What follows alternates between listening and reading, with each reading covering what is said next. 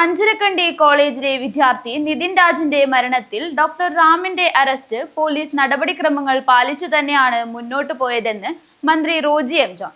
Kannur university syndicate പ്രാതിനിധ്യത്തിൽ അംഗങ്ങളെ കണ്ടെത്തിയത് യോഗ്യതാ മാനദണ്ഡമാക്കിയാണെന്നും മന്ത്രി കാസർഗോട്ട് പറഞ്ഞു.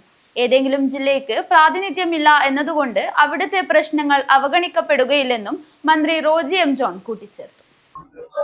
പോലീസ് അത് കൃത്യമായിട്ട് അതിന്റെ അന്വേഷണങ്ങൾ നടത്തി അതിൽ അറസ്റ്റ് ചെയ്യാനായിട്ടുള്ള നടപടികളുമായിട്ടാണ് മുന്നോട്ട് പോയത്. എന്തായാലും ഇപ്പോൾ അറസ്റ്റ് ചെയ്തു. കുടുംബത്തിന് അത് സംബന്ധിച്ച് എന്തെങ്കിലും തരത്തിലുള്ള പരാതികളുണ്ടെങ്കിൽ അത് തീർച്ചയായിട്ടും അതൊക്കെ പരിശോധിക്കും. പ്രത്യേകിച്ച് പട്ടികയുടെ അടിസ്ഥാനത്തിലൊന്നുമല്ല സിൻഡിക്കേറ്റിലേക്ക് ആളുകളെ നിയമിക്കുന്നത്. സിൻഡിക്കേറ്റിലേക്ക് ആളുകളെ നിയമിക്കുന്നത് കൃത്യമായ മാനദണ്ഡങ്ങൾ, അതുപോലെ തന്നെ അതിന് ഓരോ കാറ്റഗറി ഉണ്ട്. ആ കാറ്റഗറിയുടെയൊക്കെ അടിസ്ഥാനത്തിൽ യോഗ്യരായിട്ടുള്ള ആളുകളെയാണ് സിൻഡിക്കേറ്റിലേക്ക് നിയമിക്കുന്നത്.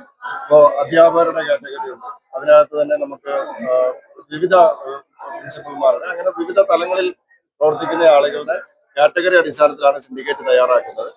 നമ്മൾ സിൻഡിക്കേറ്റിലേക്ക് നിയമിച്ച ഏതെങ്കിലും വ്യക്തിയുടെ യോഗ്യതയെ സംബന്ധിച്ച് എന്തെങ്കിലും തരത്തിലുള്ള പരാതികൾ ആർക്കെങ്കിലും ഉയർത്തി കാണിക്കാൻ സാധിക്കും. നമ്മൾ ഏറ്റവും ക്വാളിഫൈഡ് ആയിട്ടുള്ള ആളുകളെ ഈ സർവകലാശാലയെ മികച്ച രീതിയിൽ മുന്നോട്ട് കൊണ്ടുപോകണം എന്ന ലക്ഷ്യത്തോടു കൂടിയാണ് ഇപ്പോൾ നിയോഗിച്ചിരിക്കുന്നത്.